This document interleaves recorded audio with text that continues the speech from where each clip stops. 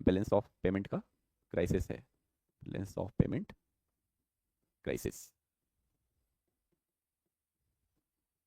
BOP crisis. तो imports के लिए हमें क्या चाहिए? इंपोर्ट्स के लिए हमें ज़्यादा से ज़्यादा फॉरेक्स चाहिए, है ना।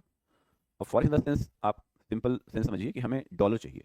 अगर बाहर से कुछ भी मंगाना है, अगर ऐसी सिचुएशन है, और नेशन वही स्ट्रांग माना जाएगा जिसका इंपोर्ट्स यानी इंपोर्ट्स के टर्म्स एंड कंडीशन अच्छे हैं, उसके पास पैसा उसके पास इतना हो वो जब चाहे तब कुछ भी इंपोर्ट कर सके। मतलब ये हुआ कि आपके पास फॉरेक्स सरप्लस होना चाहिए। अगर सरप्लस है, और इसी फॉरेक्स सरप्लस करने के लिए ही हम तमाम टूल्स यूज करते हैं, चाहे हम डिवेल्युएशन का टर्म यूज करें, चाहे डिप्रिसिएशन का टर्म यूज करें, चाहे हम ये कहते हैं कि हम अपना एक्सपोर्ट बढ़ाना चाहें। तो एक्सपोर्ट बढ़ाने का एक सेंस होता है कि हम कहीं ना कहीं फॉरेक्स को अट्रैक्ट करना चाहते हैं।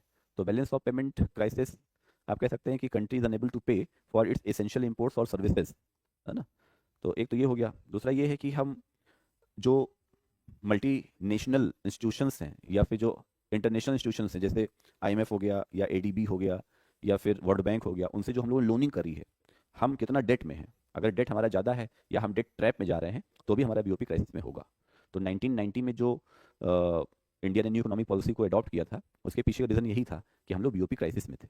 हमारे पास इतना पैसा नहीं बचा हुआ था कि हम बाहर से कोई चीज़ें मंगा पाते। तो $1 बिलियन का हमारे पास स्टोर था एट दैट टाइम। और फिर bank of Japan, bank of England में हम अपना सब सोना गहना सब गिरवी रखने जा रहे थे। तो ये एक वर्स्ट सिचुएशन थी, ठीक है। तो role of global institution in tackling BOP crisis. तो इंपॉर्टेंट तो वैसे देखा जाए इंटरनेशनल मॉनेटरी फंड का ही रोल है ना। वही जो है, हाँ बताओ। हाँ बोलो।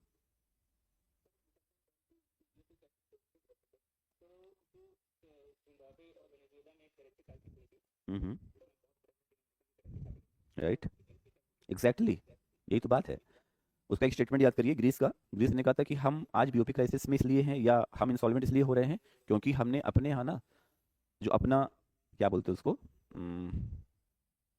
राजकोष, हिंदी में राजकोष बोलते हैं, जो उनका नेशनल ट्रेजर था, उसको हमने लोगों के लिए पब्लिकली ओपन कर दिया। अब लोगों के लिए पब्लिकली ओपन किया तो इस मतलब ये हुआ उन्होंने गवर्नमेंट जॉब्स बहुत दे दिए। अच्छा, इस पे तो कोई बात ही नहीं करता, गवर्नमेंट जॉब भी हमारे बीओपी क्राइसिस का मेजर रीजन है। तो आप देखिए इंडिया में गवर्नमेंट जॉब्स के लिए लोगों में हाय तौबा मची है। इंडिया से ज़्यादा हाय तौबा किसी नेशन में नहीं है। और शायद इंडिया का बीओपी क्राइसिस इसलिए कंट्रोल्ड भी है। अगर जिस दिन हमने अपना नेशनल ट्रेजर सबके लिए खोल दिया ना, और सबके लिए खोलने मतलब क्या हुआ, सबको हमने नॉन प्रोडक्टिव जॉब दे दिया। अच्छा, गवर्नमेंट सिनारियो लगभग लगभग हर जगह वही है। अगर आप वेस्टर्न इकोनॉमी को देखेंगे या थोड़ा सा इधर अमेरिकन इकोनॉमी की तरफ जाएंगे, तो वहाँ पर कंट्रोल्ड इसलिए है क्योंकि वहाँ कैपिटल इन्फ्लोज और कैपिटल कंट्रोल वाली बॉडीज बहुत ज़्यादा हैं। आपको लगता नहीं है कि अमेरिका में गवर्नमेंट, अच्छा कभी आप लोग शायद ये नहीं सुनते होंगे ना कि वेस्टर्न इकोनॉमी में लोग गवर्नमेंट जॉब के लिए परेशान हैं। आपको लगता है कोई सरकारी डॉक्टर बनना चाह रहा है या सरकारी इंजीनियर बनना चाह रहा है या सरकारी मास्टर बनना चाह रहा है? लेकिन इधर एशिया वाले पार्ट में और इस वाले पार्ट में चीन और इंडिया दोनों को इंक्लूड करिए, तो वहाँ पर गवर्नमेंट से बहुत ज़्यादा लोग फैसिलिटेशन चाहते हैं। तो ग्रीस हो गया, वेनेजुएला हो गया, खैर ये तो बहुत छोटे देश हैं। वेनेजुएला का जो बीओपी क्राइसिस था उसमें आप देखें तो डिवेल्युएशन कितना हैवी हो गया, क्योंकि जब सबके पास पैसा आ जाएगा तो आपने पढ़ा ही है कि मार्केट में डियरनेस आ जाएगा, है ना। आज जैसे सबके पास अगर जॉब आ गया, सबके पास पैसा आ गया, तो ऑटोमेटिकली एक समय ऐसा आएगा कि लोग पैरेलल इकोनॉमी में चले जाएंगे। तो ये बहुत अच्छा पॉइंट आपने उठाया है कि क्या ये जो जो बड़े बड़े डिमोनेशन, ये डिमोनेशन में होता है या जो बड़ा बड़ा नोट हम छाप रहे हैं, है ना, जो अलग अलग डिनोमिनेट करते हैं, 500 की जगह 1000, 1000 की जगह 10,000, बड़ी बड़ी नोट छाप दे रहे हैं, उसके पीछे रीज़न क्या है? यही कि वो जो हमारा नेशनल ट्रेजर है या जहाँ हमारे पैसे का सोर्स बहुत ज़्यादा है वो लीक हो चुका है। और ये बहुत अच्छा मुझे लगता है कि इंडिया में इसलिए जॉब को कंट्रोल कर लिया हमने, ये बहुत बढ़िया किया। हम बहुत फ्रीक्वेंटली जॉब नहीं दे रहे हैं। और इसे देखिए, अब धीरे धीरे सिनारियो चेंज हो रहे हैं। अब धीरे धीरे जो नई जनरेशन आएगी आज से 10-20 साल के बाद, इंडिया अपने आप को उस तरीके से बिल्ड कर रहा है कि ये गवर्नमेंट जॉब कल्चर ही खत्म हो जाएगा। और आप देखेंगे, जैसे मैं तो बहुत दिन से भविष्यवाणी कर ही रहा हूँ कि आने वाले समय में ये सब कमीशंस की नौकरी हो रही सब खत्म हो जाएगी। और कमीशंस में भाई सिंपल सी बात है, आप ये समझिए कि कोई कंपनी चला रहा है अपनी बढ़िया, बहुत बढ़िया, and he is very skilful and he is good manager, but now he has gain experience approx 40 years plus, and now he is 60 years old. अच्छा, 60 years ओल्ड अगर है, तो अगर उसको हम अपने सरकारी डिपार्टमेंट में आईएएस बना दें, तो उससे तो हमारा कर रहा है, उसके पास एक एम्पिरिकल एक्सपीरियंसेस है। हाँ, हाँ। तो मतलब ये हुआ ना कि एग्जाम कोई क्राइटेरिया नहीं है एक्चुअली। हाँ,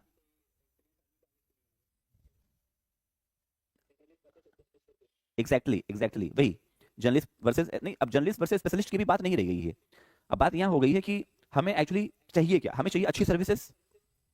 मैं कहता हूँ भाई, जैसे आप हमसे इकोनॉमिक्स पढ़ रहे हैं, कुछ दिन बाद आप हो सकता हो अच्छे इकोनॉमिस्ट हो जाएं विदाउट एक्वायर एनी डिग्री।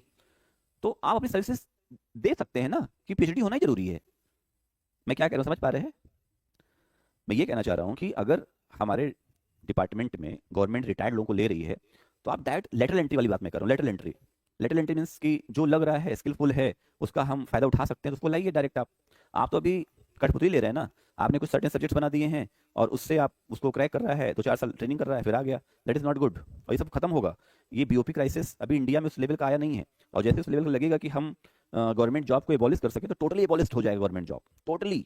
कुछ ही सेक्टर्स रहेंगे, शायद एडमिनिस्ट्रेशन वाले सेक्टर्स रहेंगे जहां गवर्नमेंट जॉब्स रहेंगी, बाकी सब खत्म। टीचर बढ़िया हो जाएंगे, सब प्राइवेटाइजेशन हो जाएगा, कंपनी आपको हायर करेगी। आप जेपीएससी नहीं देंगे, आप टाटा का पीसीएस देंगे। टाटा कहेगी इसके अंदर स्किल्ड है, इसको लो अपनी कंपनी में। तो अलग अलग स्टेट के पीसीएस खत्म हो जाएंगे, तो Tata PCS, Reliance PCS, Adani PCS, Mahindra PCS, जैसे तमाम तरीके की गाड़ियां चल रही हैं, वैसे तमाम तरीके के कमीशंस चलेंगे, और ये बढ़िया होगा। आप देखिएगा हम उसी तरफ जा रहे हैं। तो ये बहुत बढ़िया है कि इंडिया ने अभी तक उस तरीके का आपको नौकरी दिया नहीं है, क्योंकि अगर नौकरी देगा तो फिर पैसा देना पड़ेगा, और जब पैसा देगा तो अभी तो फिजिकल डेफिसिट से मारे जा रहे हैं, फिर और ज्यादा फिजिकल डेफिसिट होगा, और जब फिजिकल डेफिसिट बहुत ज्यादा किसी भी नेशन का हो जाएगा, तो बीओपी क्राइसिस में ऑटोमेटिक आ जाएगा। 1990 वाला जो न्यू इकोनॉमिक पॉलिसी हम लोगों ने अडॉप्ट किया था, उसके पीछे का रीजन क्या था? यही था ना, कि हम बहुत इन्फ्लेटरी हो गए थे, हमारा डेट बहुत बढ़ गया था, हमारा एक्सपेंशन बहुत हो गया था। तो जितना भी आप केस स्टडी देखेंगे इकोनॉमिक में वो सेम रहेगा, चाहे वेनेजुएला हो, ग्रीस हो, मोजाम्बिक हो, जिम्बाब्वे हो, श्रीलंका हो, हर जगह जो भी बीओपी क्राइसिस आई है छोटे केस स्टडी में, वहाँ का रीजन यही है कि वहाँ गवर्नमेंट ने लोगों को सिर पर चढ़ा के बैठाया, खूब नौकरियाँ दी, खूब पैसा बांटा, और फिर कहानी खत्म हो गई। इसलिए तो फ्री बीज नहीं सही हमारे लिए। हम प्रोडक्टिव वर्क करा करके पैसा दें तो हमारा बीओपी बैलेंस रहेगा। Exactly exactly। अभी तो आज वेनेजुएला की न्यूज़ आई ना कि वहाँ की तो पब्लिक बहुत खुश है। वो कह रहे अच्छा है, मतलब एक पार्ट वहाँ का ये रियलाइज़ कर रहा है कि जो ये हुआ है अमेरिका का अटैक, वो ठीक हुआ है। थैंक यू ट्रम्प लिख रहे हैं।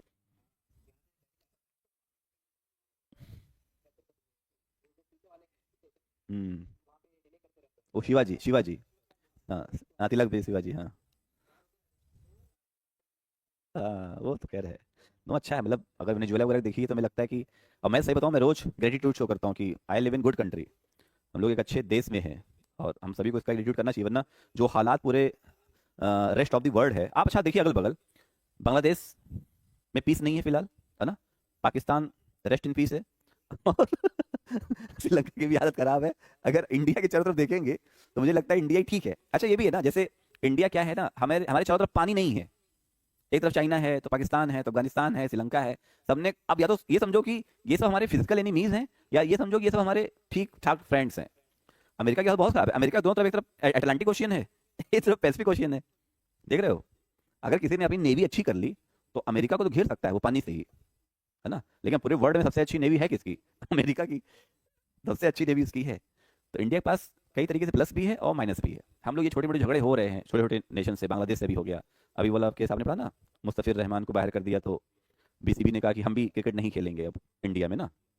मुझे लग रहा है कि कहीं ना कहीं जो हमारी गवर्नमेंट है वो रिलीजन बेस हिंदू मुस्लिम करने में कामयाब हो गई है। और मुझे ऐसा लग रहा है कि आने वाले टाइम में कहीं ये कुछ ऐसा ना ऑर्डर हो जाए कि हिंदुस्तान के सभी मुसलमान जाके बांग्लादेश या पाकिस्तान में बस सकते हैं।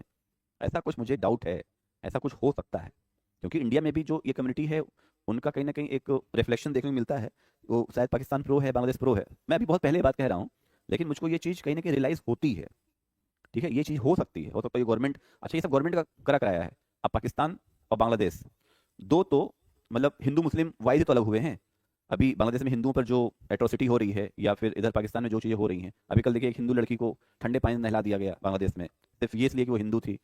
तो पता नहीं, मुझे तो कहीं ना कहीं लगता है कि ये सब मोदी करवा रहा है बांग्लादेश में भी। बांग्लादेश का कुछ नहीं है, अब हम ही करवा रहे हैं, और हम इस तरीके की चीज़ें स्प्रेड कर रहे हैं। तो जो हिंदू नेशन का डिक्लेरेशन है उनके, वो मेरे ख्याल से सक्सेसफुल हो जाएंगे, और ये बहुत बुरी चीज़ होगी हिंदुस्तान के लिए। समझ रहे हैं? अगर ऐसा होता है तो ये मतलब ठीक नहीं होगा, लेकिन उस तरफ बढ़ तो चुके हैं हम लोग। आप क्या लग रहा है, बीसीसीआई अपने स्टैंड को ऐसे करेगी, कुछ ऐसा कहेगी नहीं हम ले रहे हैं रहमान को अंदर, या फिर तो करेगी नहीं ऐसा? और बांग्लादेश का तो एग्जिस्टेंस भी इंडिया से ही है, समझ रहे हैं? उसको आज़ाद कराने वाला इंडिया है, उसको टेस्ट नेशन का जो है क्लास दिया इंडिया ने, सब कुछ इंडिया का दिया हुआ है।